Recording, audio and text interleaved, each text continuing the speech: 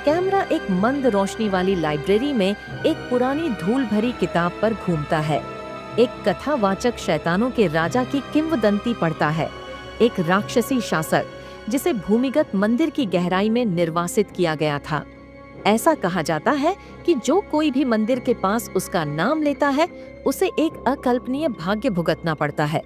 Camera पुराने पन्नों पर झूम करता है, जिसमें एक सींग वाले छायादार व्यक्ति की लाल आंखों वाली भयावह तस्वीरें दिखाई देती हैं।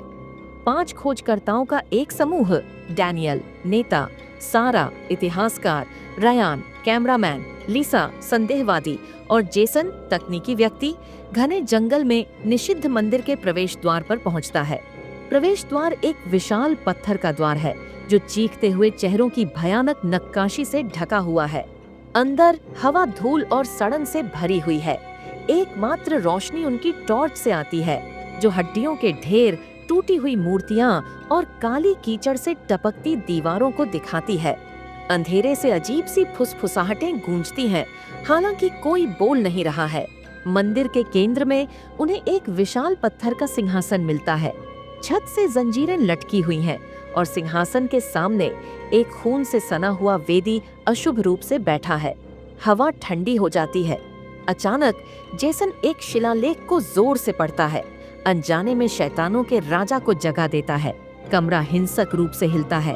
वेदी खुल जाती है, जिससे एक घना अप्राकृतिक कोहरा निकलता है।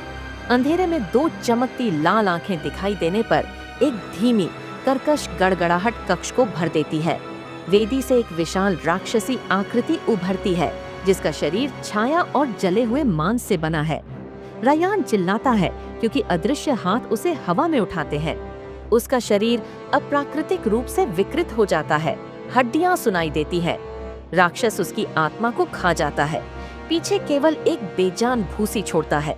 समूह घबरा जाता है और भाग जाता है, लेकिन मंदिर के दरवाजे बंद हो जाते हैं। डैनियल, सारा, लिसा और जेसन चलती छायाओं और गूंजती चीखों से भरे अंधेरे गलियारों में चलते हैं।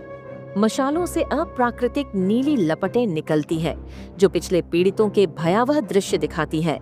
दीवारें जीवित लगती हैं, जैसे कि सांस ले रही हो। लिसा पीछे रह जाती है और अचानक फर्श पर धंस जाती है।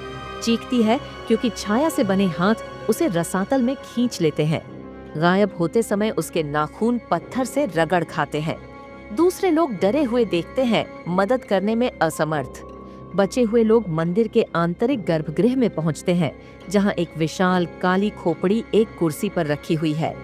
शैतानों का राजा पूरी तरह से प्रकट होता है, उनके ऊपर ऊंचा।